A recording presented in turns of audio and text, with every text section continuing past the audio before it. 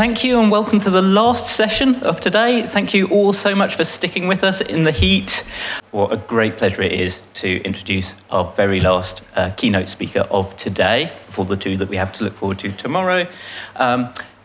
Melissa Adler, Assistant Professor Melissa Adler, is the author of one of my 3 favourite books about librarianship of the last few years. This is my personal copy. You can see how well thumbed it is. This is something that I absolutely love. In case you're not familiar with it, the title is Cruising the Library, Perversities in the Organisation of Knowledge. To me, it particularly appeals because it sort of brings together a strain of queer theory that I particularly enjoy, of the likes of E. Kosoff-Sedgwick, José Esteban Munoz, Roderick Ferguson, really important, influential thinkers. But it combines this sort of theoretical rigour with a really detailed understanding of the practicalities of what cataloguers, classifiers, people working in library environments actually do, how the decision-making happens, and then thinking about what the ramifications of that are. And it's also hard not to love a book that has an index to the Library of Congress classifications at the back, so you can look up all sorts of things, as well as a good old general index. I will stop whittering on. I will hand over, and I'll just do a quick reminder at the very end about getting to CSM, and just before, as before, just look out for anyone in the yellow lanyard if you're in a panic or need any information that you don't have. With that, welcome, Melissa Adler.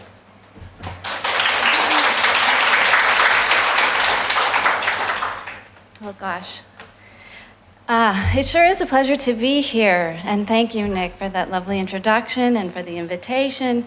I'm especially excited to be here talking to you art and architecture librarians, because I'm going to be presenting my ideas, my thoughts on weaving and textile art for responding to knowledge organization techniques in the library for the first time. So I'm eager to share this. I'm also a little nervous about it because I'm not exactly sure how it's going to go, but I'm happy to be here.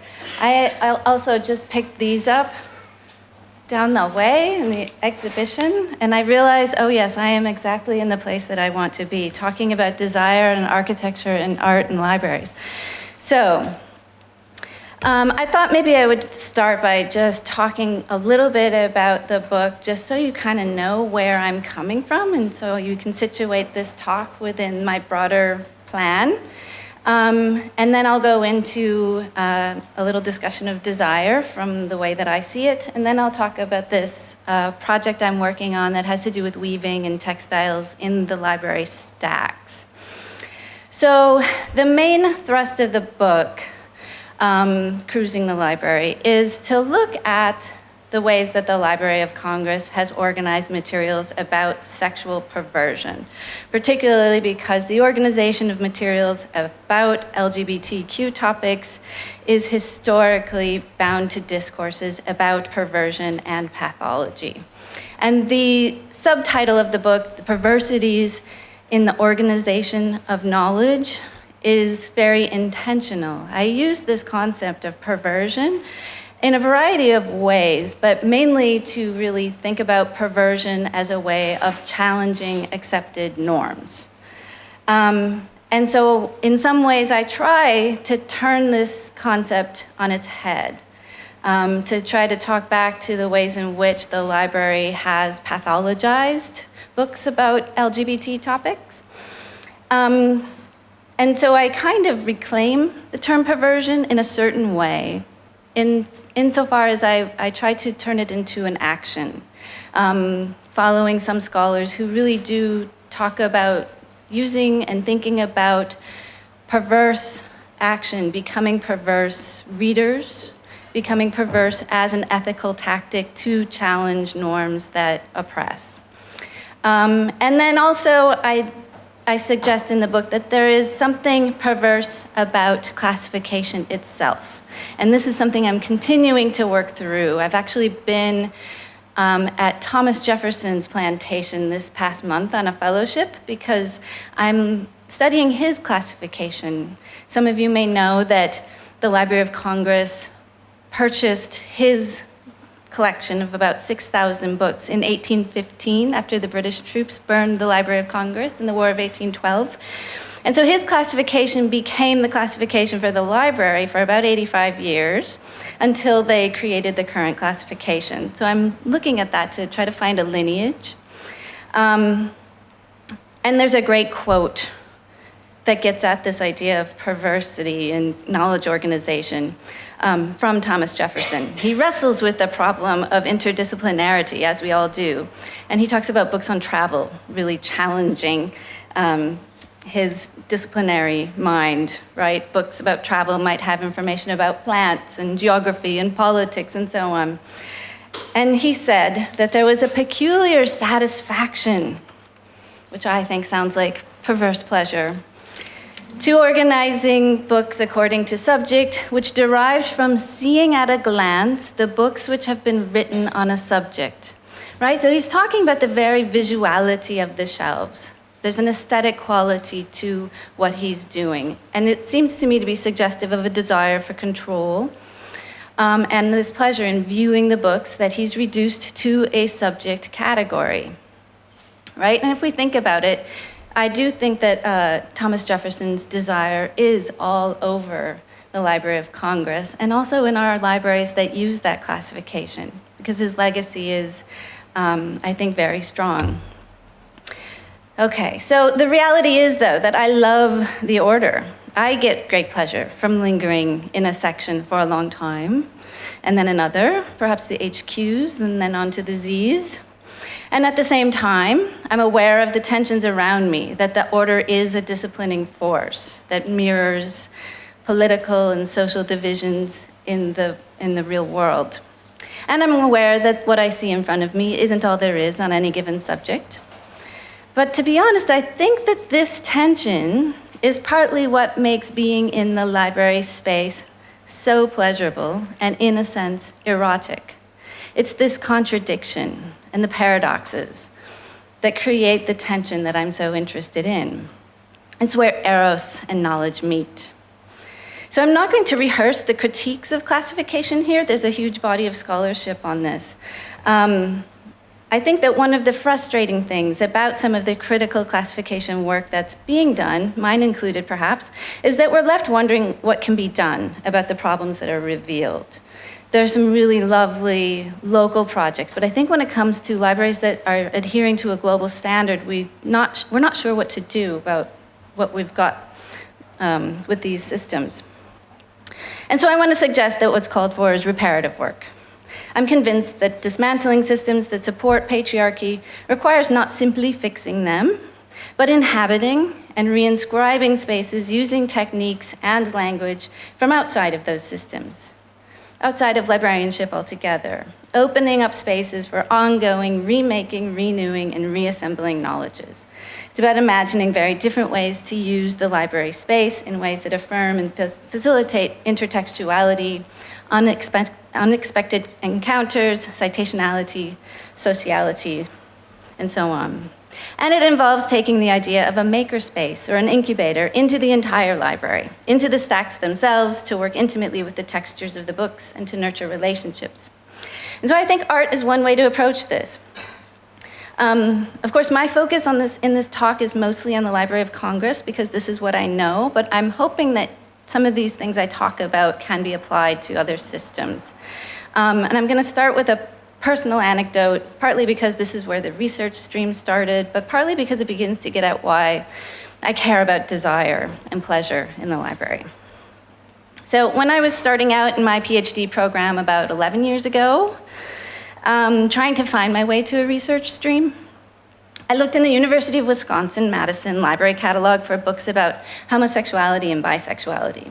I knew I wanted to do something about the history of cataloging books on these topics, but I wasn't sure where I was going. So in my searches, I came across a record for a 1934 translation of Wilhelm Steckel's Bisexual Love with the subtitle, The Homosexual Neurosis. Okay, well, it's 1934. What was more troubling was that I discovered that the catalog record included the subject heading paraphilias, a term that I did not know or understand. And so I clicked on the heading to see if other books were cataloged this way. And sure enough, over 300 books had this heading in the Wisconsin catalog. And so my first thought was, this surely must be a mistake, an outdated term, maybe another language. And so I searched the Library of Congress Authority database, where I discovered the heading had been authorized in 2007 to replace sexual deviation, which had replaced sexual perversion in the 1970s. The authority record indicated that it was relying on psychiatric literature in its decision to change the heading or for literary warrant. And it's a clinical term for perversion. That means that the 1934 book was originally cataloged with the heading sexual perversion, and through automatic updating, it was changed to paraphilias. So not only does this automatic process carry forward the homophobic heading, but it does in anachronistic terms. This term was not in common usage at that time, even in psychiatric circles. So I think about this often, and I did discuss this series of events in my book. But now, looking back, the questions I have about this encounter have much more to do with desire. Whose desire is being expressed in the catalog? What is that desire, and from where does it spring? What is it that the librarians at the Library of Congress who changed the heading in paraphilias in 2007 wanted? And what about the person who assigned the heading back when it was perversion, perhaps in the 1930s? And what do today's catalogers want?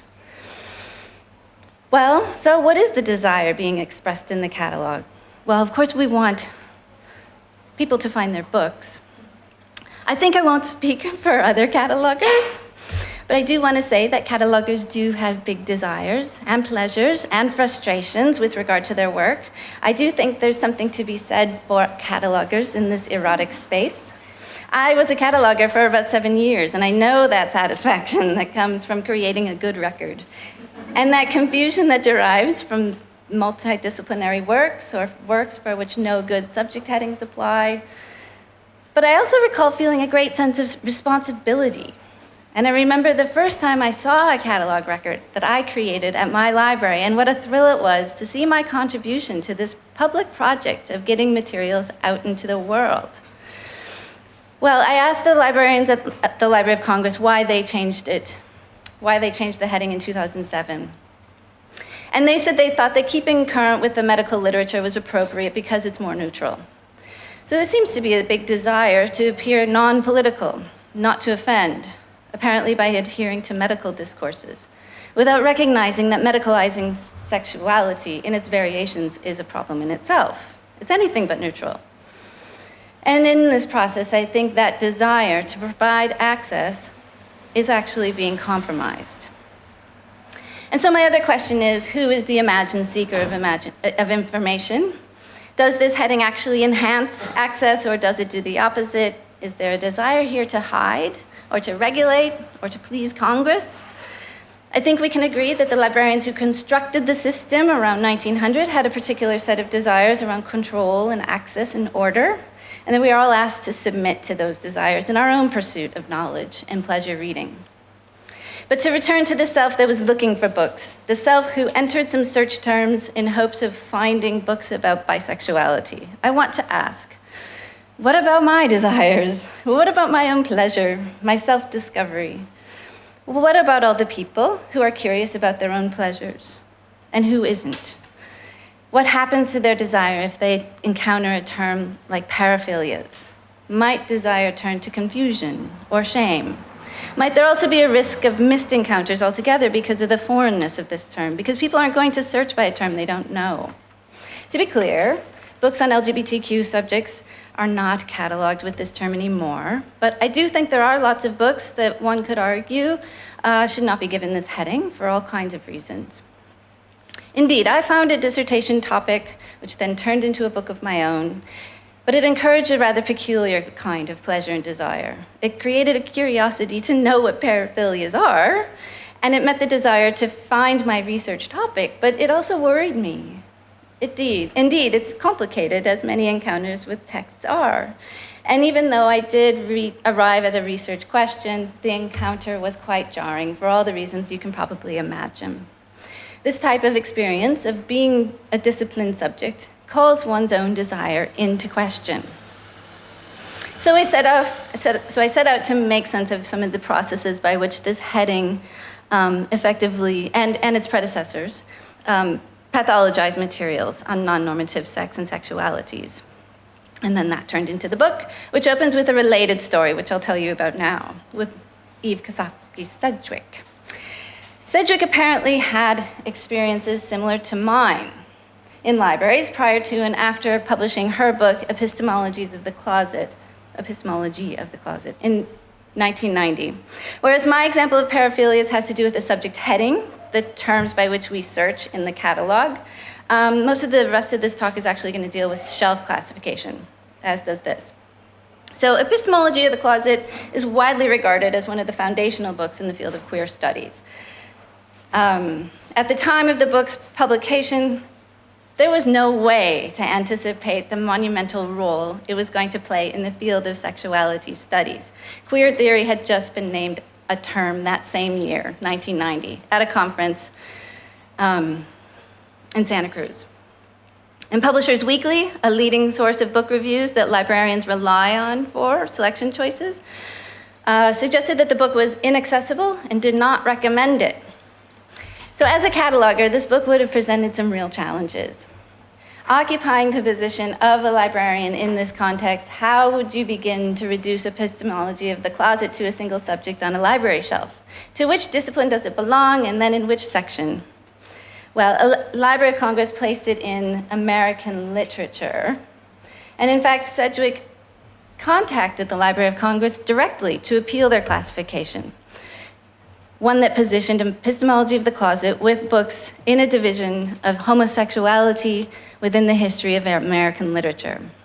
And there's a staff note in the catalog record for the book which reads, author protested mildly at PS class since includes, she says, Irish, British, German, and French as well. Chapters are on Melville, Wilde, James, and Proust. Indeed. So the fact that they place it in American literature is it's too bad, I suppose.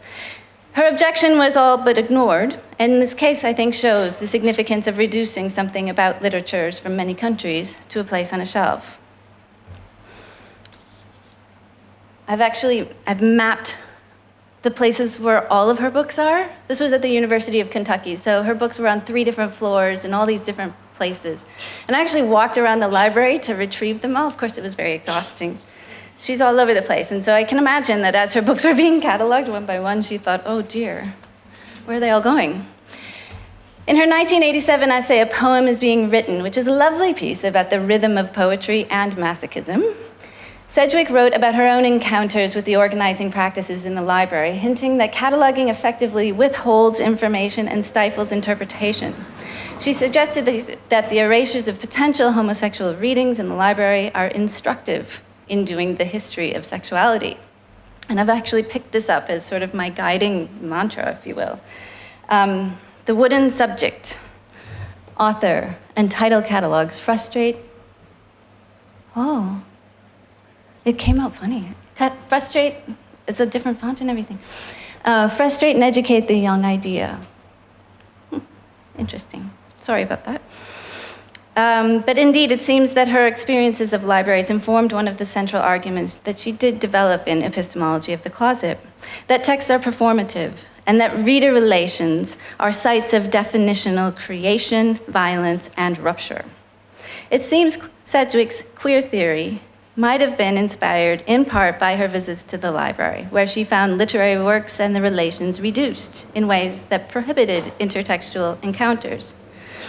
I've been looking to novelists and poets and scholars from outside of librarianship to think about reading and the purpose of a library, like Zadie Smith in her 2012 piece that we probably all know. We might read that as a love letter to Britain's libraries. She wrote about Kensal Rise and said that a library is a different kind of social reality, and that the strongest defense of libraries is emotional rather than logical or even ethical. I find that writers and artists know how to talk about libraries and why they matter. For one thing, I think they take it for granted that the library is essential for their craft. Take Edmund White, In his recently published book, he writes about the books he's read in his lifetime. But his preface says beautiful things about libraries and librarians. I recommend it. He uses the library as a space and place to write, as a place to do research and learn about the world, as a place that inspires ideas about characters, and a place to encounter other people. He finds great pleasure in it all. The physical space, the gathering of knowledge and research, the writing process, and of course, reading. And it turns out he wants to be a librarian. Or Lillian Faderman's account, which is included in a biography about the librarian at the Kinsey Institute for Sex Research, Jeanette Foster. Faderman writes about first discovering Foster's book about lesbians in literature back in the early 1960s. So I'm in the stacks of the English reading room about to be seduced. I'm looking for a novel by E.M. Forster, and it's not there. But in the spot where the book is supposed to be sitting is another book, not by Forster, but by Foster, Jeanette Foster, with the title Sex-Variant Women in Literature. Is sex-variant women really a euphemism for what I think it is? It is. And that spectacular revelation knocks the breath out of me. Standing there in the stacks, I devour the opening section, even forgetting to look over my shoulder to see if I'm being observed. I read for 20 minutes or a half hour, and no one comes to frighten me away. But I mustn't press my luck. I place the book back in its slot, vowing to visit again as soon as I can, praying I'll have no rival for my devoted attention to it. Faderman's report is charged with a magnificent, erotic tension deriving from the secret pleasure obtained after discovering Foster's book, the threat of being caught, with the continued worry of a rival. Notice she doesn't check it out, perhaps because of shame in the early 60s. Or I like to imagine that there's a specific pleasure to reading there in the stacks, in the open and in private at the same time. Indeed, desire is all over the library. The interior design of the library is ultimately determined by disciplinary lines. The shelves have an architectural aspect to them, and these lines affect the possibilities for readers' encounters. The desires of readers become entangled with the desires of the librarians, of past and present, with the desires across history, the people who created the systems and architectures in the first place. These desires might be in conflict, but they also more frequently than not work together remarkably well. The library does support this kind of browsing that Faderman describes, which might feel like serendipity or stumbling upon something in a place that's highly organized. So I'd like to suggest that we can't think about things like user experience and access without thinking about eros. What is a library without pleasure and desire, without the very physicality of the space and the tensions across it? Without that frisson of finding the perfect book out of all the books in just the right moment. We might gather further inspiration from Eve Sedgwick to think about this. In fact, my thoughts on repair at the beginning of this talk come from her work on reparative reading practices. She was also a poet and an artist. In the last decade of her life, Sedgwick developed a practice of textile arts and crafts, inspired and influenced by Buddhism and her travels. And of these projects, her loom book strikes me as a marvelous model upon which we might reformulate connections across readings and texts. This loom book, constructed from string and text and acetate, weaves lines from Proust in layers so as to convey the nonlinear, alternate dimensionality of the phrases and clauses in Proust. For Sedgwick, this piece provided an opportunity to express her own identifications with the relatedness between Buddhism and Proust, their mystical meditations on the dailiness of life, and the ways that they contributed to her own sense of reality. I'd love to extend this piece and weave through it all of Proust's interlocutors and those texts that cite his lines and so on. I'm inspired by the techniques also of the women from ancient Greece, who wove knowledge into tapestries, garments, and texts. I read women's weaving practices in Greek everyday life, intellectual culture, and myth as acts of knowledge organization, refusal, resistance, and resilience. The list of women who wove textiles, stories, and poetry is astonishingly long, and we find weavers around the world throughout all historical periods up to the present. Think of Ariadne, or Penelope, who wove and unwove her cloth daily. Mary Beard has been telling us the stories of the silencing of women in ancient times, but she's also showing us ways that women reclaim their voice, like Philomela, who lost her tongue, but still managed to denounce her rapist by weaving the story into a tapestry. On the one hand, weaving has been historically regarded as women's work, was a labor that confined women to the home by positioning her at the loom. And at the same time, textiles have been media for women to record and represent the events of their lives. And so bringing this technique into the very public space of the library to record and portray reading practices and tastes can be a creative way of responding to and resisting the patriarchal structures that divide and discipline our libraries. The person I'm particularly fond of was not a person from myth, but was a woman named Pamphila, who lived in first century Greece during Nero's reign. Pamphila might be called an encyclopedist or an historian, but the best description is probably that she was a miscellanist. Pamphila wrote a massive 33-volume history. Now, all the evidence of her life and work has been delivered to us by way of men's interpretations of 11 fragments, which have now disappeared. So there's not much to go with.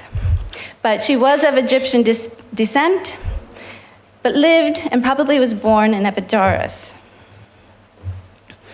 Admittedly, it's rather difficult to know very much about Pamphila, but from these reports of fragments, I found an early radical cataloger, I think, and she was a woman.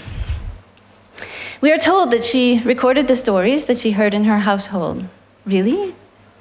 Really? Okay. All right. Okay, we're told that she recorded the stories that she heard in her household. In fact, there was a question of authorship. Some have wanted to attribute authorship to her husband because apparently these stories were told among men and that she merely wrote them down. More interesting, I think, is that historians have noted her approach to organizing information. She recorded the stories in the order in which they came to her, and she did so in a way that was meant to please the reader. Depending on the translation, her method was compared to a tapestry or embroidery. Her fragments, I'll just sort of let that sit there so you can read it. Her fragments are cited by a number of highly regarded historians, but the most thorough account comes from Photius of Constantinople from the 9th century. And that's what he writes. Or we can also take this recent translation, thinking that mixture and variety were more pleasant and graceful than division by single topic. So despite Pamphila's seemingly random organizing techniques, Photius testifies to the very usefulness of her work. Her ordering principles are regarded by Jason Koenig and Tim Whitmarsh as evidence of her intellectual acuity. There was a knowing, controlling intelligence behind Pamphila's miscellany of knowledge, even if too little of the text survives today to be able to judge it. But the most delightful aspect of Photius's description, the element that will help us understand how beauty and pleasure support Pamphila's theory of knowledge organization, is concealed in translation. The original term, poikilia, maybe, do you know this one? Do some of you know this? Carries an array of meanings, which the English mixture and variety scarcely begins to convey. Poikilia refers to features of ancient aesthetics. People have written dissertations and article-length discussions about the meaning of this term, and still the uses, nuances, and expansiveness of this word remain unresolved. The first stanza of Sappho's first poem begins with a variation of poikilia, and Carson translates it to "of the spangled mind." Deathless Aphrodite, of the spangled mind, child of Zeus, who twists lures, I beg you, do not break with hard pains, O lady, my heart. Poikilia does not simply mean varied or mixed or even spangled. Its primary signification was likely associated with tapestry and weaving. Carson offers an expansive definition: many-colored, spotted, dappled, variegated, intricate, embroidered, inlaid, highly wrought, complicated, changeful, diverse, abstruse, ambiguous, subtle.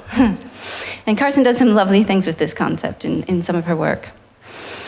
And Adeline Grand-Clement explains, poikilia is in no way a shapeless, random, or jumbled amalgamation. In the archaic sensibility, it implies dynamics that create balance, order, beauty, and harmony. The aesthetics of poikilia privileges a harmonia that does not unify, but rather conveys the singularities and variations that comprise a diverse whole. In other words, poikilia privileges diversity and togetherness. The antithesis of poikilia seems to be uniformity and separateness. Okay, so now I'm going to just move on. This is a thing that I've done that, but I've also, and that's my cat. Poikilia is also used to describe snakeskin, birds' feathers, and then, see the way that the fur is, you can see all the strands, but it all blends together. That's another example. And this is a thing that I've done at home. If you want to ask about it, I can tell you about it. But I want to tell you more about what I'm talking about in terms of bringing weaving into the very public space of the library. I'm actually working with 2 librarians and a history professor to integrate this into sort of an information literacy event. And I don't want to say too much because we're just beginning to talk about it, but I am eager to talk with you in particular about it because I think this is a great audience to have this conversation with. So the idea is to work this exercise of weaving into history courses on colonialism and race and indigenous studies and gender and sexuality and so on. So if we think of the shelves as the warp and our threads as the weft, but slightly unruly, we can think about the ways that we can connect books literally with threads across the library. And in my mind, what's going to happen is, so with this course, it will be an information literacy event insofar as students will be asked to carry a thread from a book that's related to the course topic to another book. Maybe it's in the syllabus, or maybe it's something they're working on with their research paper, to something else. Maybe it's something that they're just interested in. And that collectively, if we have all the students doing this, there's going to be all kinds of crosses. And we'll really get a glimpse of the ways in which intertextuality and intersectionality can happen in this physical space, right? I'm thinking like desire lines, right? Walking through the library, tracing these paths with threads, and literally weaving something like a massive web across the library space. And they're willing to do it at this library. So I thought they would say no. I said, I'm going to take over your whole library. It'll be inaccessible, but that's okay, apparently, for a day. But the structures that order our libraries have histories. And so I think there's something to be said for the ways that the existing classifications can teach us about history and the epistemic structures on which power is built and sustained, and how to invest that library space with other kinds of power. The kind of technique I'm suggesting also brings into view some of the ways that hidden infrastructures like classifications become so deeply entrenched and hard to undo. And it serves as a case to show how patriarchy becomes systemic and why it all matters. So I think of the library as a makerspace for ideas, a public forum for dialogue and demonstration, and a canvas on which we might draw new lines. Okay, and I'll leave you with this, an Eileen Miles. If you haven't read this in the Paris Review, it's a great little piece on books and reading in bookstores. And I'll leave it there and take questions.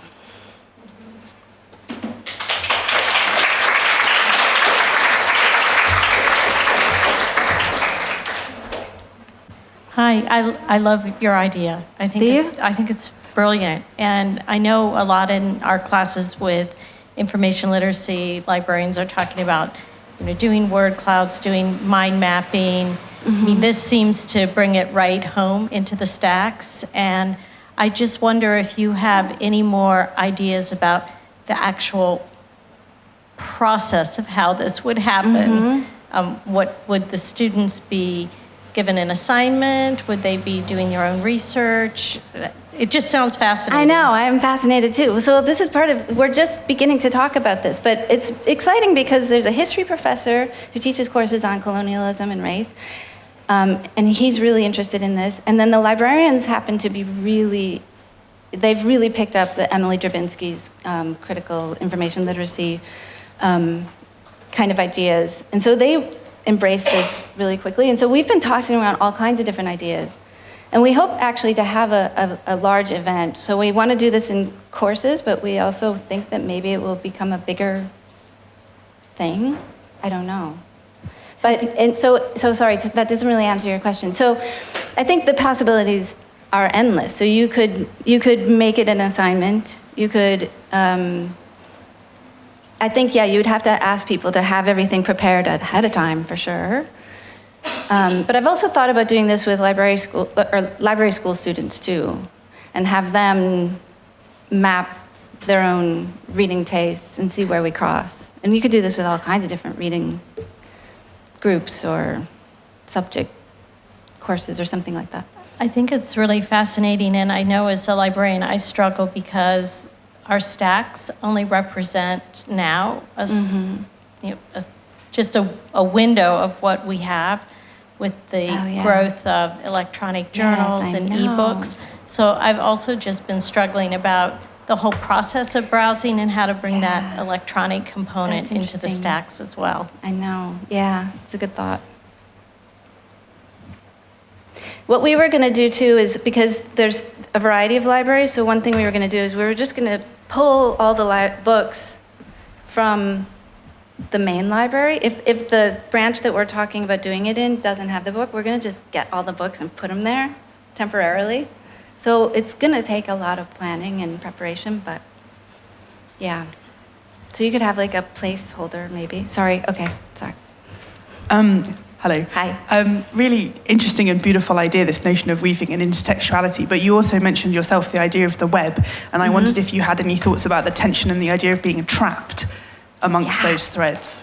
Yeah, I think that's great, because it will be unusable. Because in my email to the librarian, I said, okay, so this is going to sound weird. It's going to render your library unusable for as long as this is like this. But what do you think? Because yes, you wouldn't be able to use it. You would get trapped. Still, I think I think of this as more like performance art in a certain way. And what I'm hoping we find, and one of the paragraphs that I sort of skipped over, what I'm hoping we find is the ways in which so many of us have crossing interests that we don't even know, right? So, because the academy is so disciplined. I find this a really difficult thing as an interdisciplinary researcher. I find it really hard to have cross-disciplinary conversations. So I think this is one way to enact that. And I think it's also one way my guess is, in particular reading communities, there's going to be certain threads and certain connections that happen more, or certain kinds of connections that happen frequently, and that will be interesting. The outliers might be interesting. I just kind of think that it might be interesting to see what gets caught, or where these things cross, or what we can, and I don't really know. Something tells me, because I noticed, like this project that I did at home, is the visuality of it, the putting the string, so all those tags have different people's names on them. And so they are all people that I'm working with or working on in my research. And I've connected them and color-coded them, and they speak to one another. And it's helped me so much to just formulate my own sense of where we're going with it. So what the conversations are. So I don't know. I think there's possibility, though.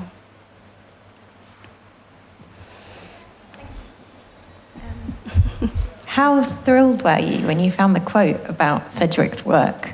I had to do a presentation in uni like a couple of years ago about that book in particular by her. Did you? And I remember pulling out a quote that she said, and I think this reflects the tension that you were talking about in other things, about her theory being pellucid. That was the word she used to describe it being clear. And yeah, for me, that's what's so enjoyable about hearing about the quote being inaccessible and not recommended. How did you find that? I think I just looked it up. I can't remember. Cool. I don't remember. So cool. And what did you think about the tension between how people perceived that work and how she perceived it? Oh, that's interesting. Well, because there were so many perceptions, and she talked about this a lot, right? Because she didn't regard herself as homosexual. She was married to a man, and she was always sort of a misfit. And she, I think, sometimes felt sort of attacked. There were, I think, accusations that she could not legitimately talk about that subject. So in all different kinds of circles, depending on who you're with, I think there's all kinds of different responses. But the fact that, that she becomes so influential for me. So one of the things I love about Sedgwick is the way that she writes. It's very personal, and she really invites you in. That's why I love that essay, A Poem is Being Written. She goes back to her childhood and the way that she was beaten as a childhood and how that informs her poetry and masochism and all that. It's a beautiful piece, but she is so engaging, and she's not afraid to go there and to invite you into her life. And it's lovely, and I think it's a model I think I'm too green, I'm too shy, but it's a model I try to emulate. I think it's beautiful. So, and it took her far, I think, and I know she had lovely friendships and a very good circle around her. So, I don't know. That's a roundabout answer. I don't know.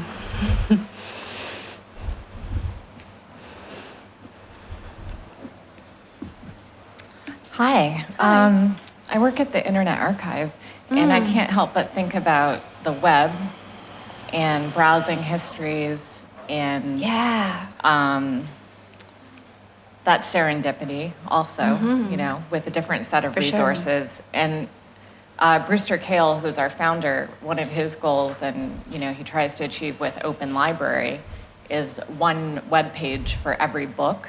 And I feel like there's an artist in residence that lives at the Internet Archive in San Francisco. And I feel like you should talk to Brewster. Okay. Because he could be into doing something, because you could do this idea also in terms of data mapping. Yeah, for sure. And using, they've got a huge book scanning project, and even the works that aren't accessible, they're trying to create records for them. So there could be something interesting there virtually. I think so. Yeah, I can't quite wrap my head around it all right now. But, okay. I'll give you my card or something. Thanks. Cool.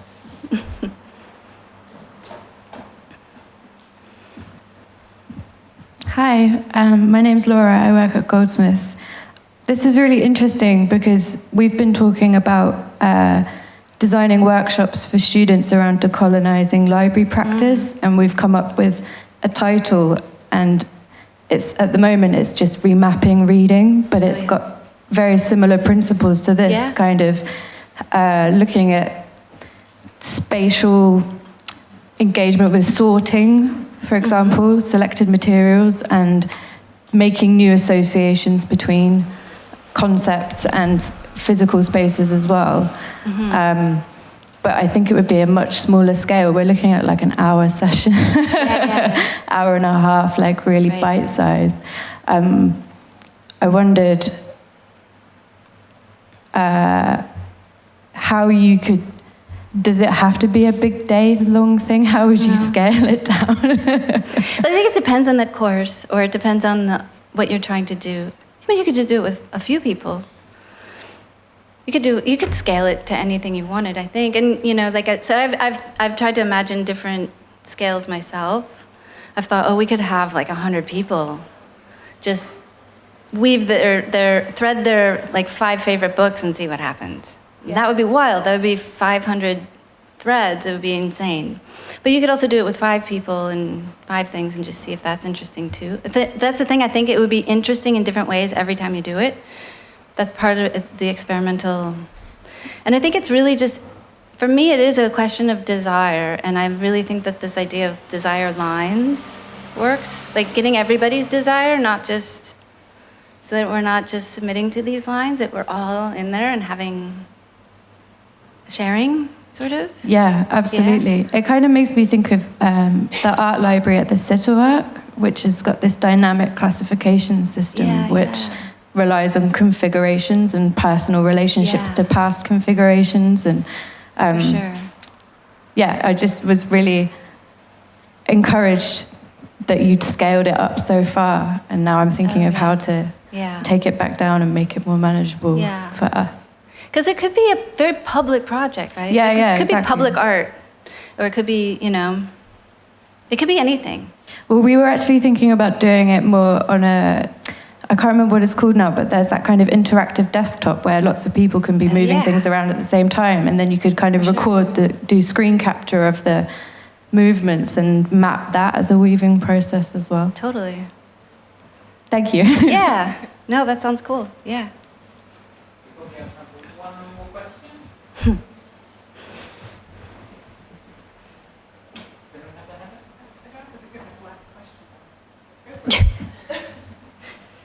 A good enough question. It'll be good enough. I was just curious how you were planning, or if you were planning on capturing the information at the end. Like, I want to video the whole thing and take photographs. Would you? But not just of the sort of physically how it looks, but of all the choices, like to map, so that other people can come back. Because as Laura was talking about, there's a lot of decolonizing the curriculum. And right. Well, I've thought about having. So everybody will have to have their list written down. So then we could map it on paper and do something sort of like my Sedgwick map, right? You could do that. So that's one of the things I've sort of thought about, this one. Or you could, but in this case, it would just cross all over the place. It would be a mess. But you could also, I've also thought about just having people interview each other and record people talking to each other about what they encountered and what they found and what their thoughts were. But that's an open question. Yeah. That's a good question. That's a good question. On that note, thank you so much. Thank you.